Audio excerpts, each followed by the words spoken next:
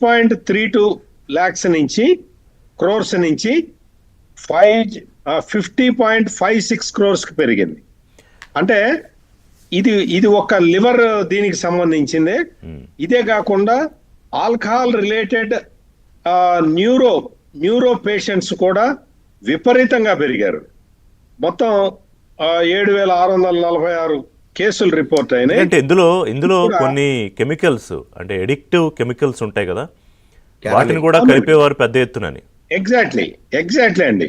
ఇవన్నీ కూడా ఇందాక పాతూరు నాగభూషణం గారు చెప్పినట్టు దగ్గుబాటి పురంధేశ్వరి ఆ టైంలో తీసుకొచ్చి ఒక రిపోర్ట్ ఇచ్చారు. త్రిబుల్ ఆర్ అంటే రఘురామకృష్ణరాజు గారు ఒక రిపోర్టు, దీని అనాలిసిస్, కెమికల్ అనాలిసిస్ రిపోర్ట్ ఒకటి తయారు చేశారు. ఇప్పుడు కేంద్ర మంత్రిగా ఉన్న పెమ్మసాని చంద్రశేఖర్ గారు ఒక రిపోర్ట్ తెప్పించారు. ఈ రిపోర్ట్లు మూడు టైం ఇందులో జరిగినాయండి. ఒకేసారి జరిగినవి కూడా కాదు. ఏ టైంలో చూసినా కానీ, అంటే జగన్మోహన్ రెడ్డి 5 సంవత్సరాలు ముఖ్యమంత్రిగా ఉన్న కాలంలో ఎక్కడ ఏ టైంలో చూసినా కానీ ఈ లిక్కరు క్వాలిటీ లిక్కర్ కాదు, ఇందులో కెమికల్స్ ఉన్నాయి. కెమికల్స్ ఏ స్థాయిలో ఉన్నాయి అంటే లివర్లు కిడ్నీలు కొట్టేసే స్థాయిలో ఉన్నాయి అనేది ఈ 3 రిపోర్ట్లలో కూడా వచ్చిందండి. అప్పటి నుంచి కూడా మొత్తం అందరూ ఎలర్ట్ చేస్తూ ఉన్నారు. ఎలర్ట్ చేస్తున్నా కానీ మీకు బాగా గుర్తుండి ఉంటుంది రిషి గారు,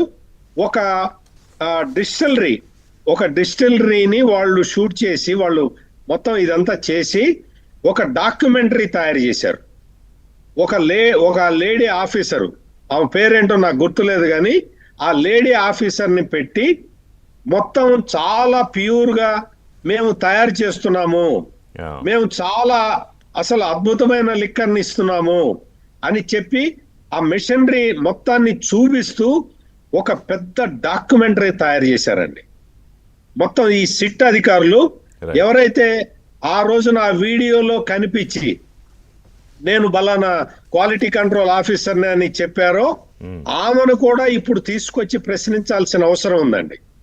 అంటే చిన్న స్థాయి నుంచి పై స్థాయి వరకు అందరిని మ్యానిపులేట్ చేసి, మేనేజ్ చేసి, లిక్కర్ క్వాలిటీ లేని లిక్కర్ని ఇచ్చి ప్రజల్ని చంపుతూ ఉంటే అసలు పట్టించుకున్న నాదుడు లేడండి.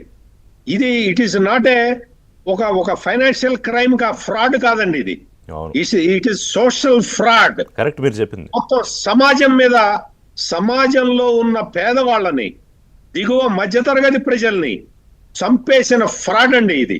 కానీ దాన్ని ఎస్టాబ్లిష్ ఎందుకు చేయట్లేదు కృష్ణమూర్తి గారు, సత్యమూర్తి గారు?